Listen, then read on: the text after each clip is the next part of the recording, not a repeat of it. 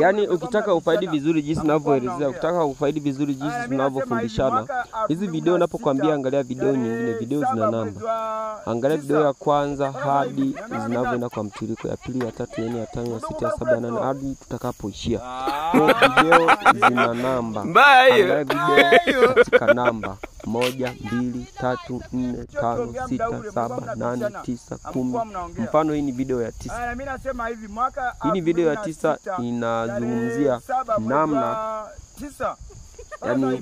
yani pale tumeshatoka siku ya kwanza tukaelekezana unamwagilia vipi.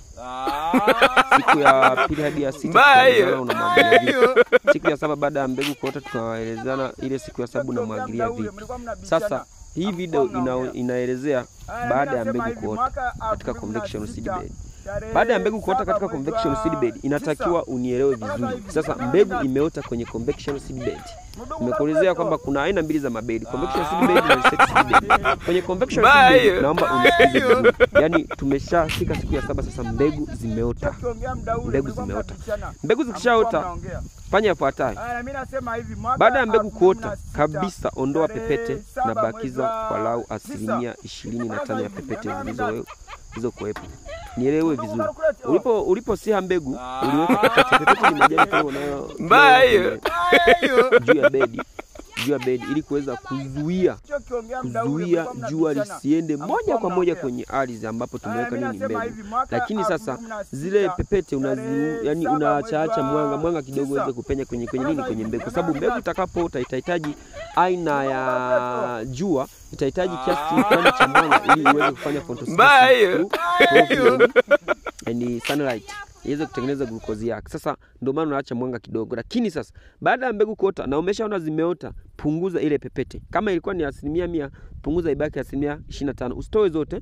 Hakikisha umetoa asilimia kidogo cha pepete. Yaani yale majani ambayo umefukia baada ya kusia.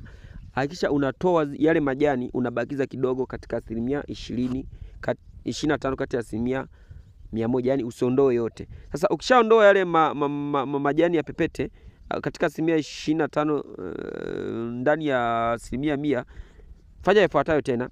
Baada ya kuondoa pepete, mwagilia keni 9 asubuhi na keni 9 jioni, ambao sawa na lita 180. Lita 90 asubuhi na lita 90 jioni.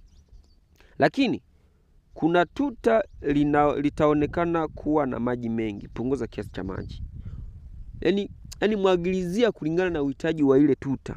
Lakini usivuke 90 jioni, lita 90 asubuhi, lita 90 jioni, lita 90 asubuhi. Yaani lita 90 asubuhi, lita 90 jioni, ili uweze kukamilisha mzunguko mzima wa siku. Na hakikisha kila siku unaenda kumwagilizia. Kila siku mpaka utakapopanga kwamba leo ni siku natoa mbegu shambani. Ni siku natoa mbegu kwenye kitaru nazipeleka shambani. Na zile mbegu zina sifa yake. Hutoi tu mbegu kama natoa mbegu nazipeleka shambani. Na zina sifa yake. Cha kwanza lazima ile mbegu iwe na ukubwa na unene wa kalamu. Lakini kitu kingine lazima ile mbegu iwe na urefu wa kalamu. Tutaelekezana huko mbele. Kwa hiyo sasa baada ya mbegu kuota, hakikisha mmea ikifika urefu wa sentimita zisizopungua 5 hadi 7, itawanye kwenye vitaru vingine viwili.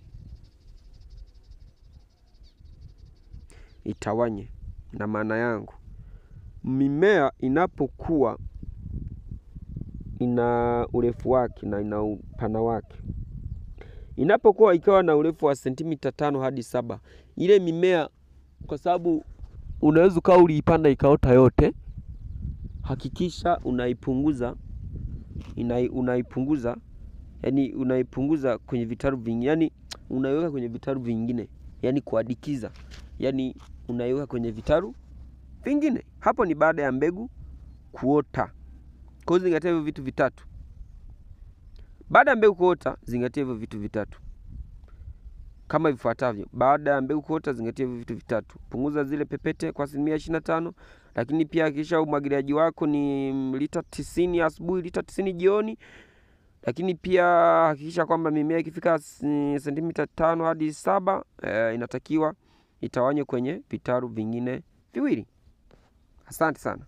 Angalia video inayofuata.